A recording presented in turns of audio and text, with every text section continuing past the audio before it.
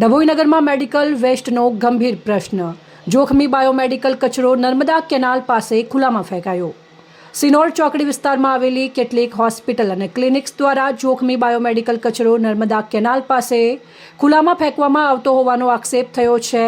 વેરાઈ માતા વસાહત નજીક કેનાલના કિનારે મેડિકલ કચરાના ઢગલા જોવા મળતા સ્થાનિકોમાં ભારે રોષ ફાટી નીકળ્યો છે.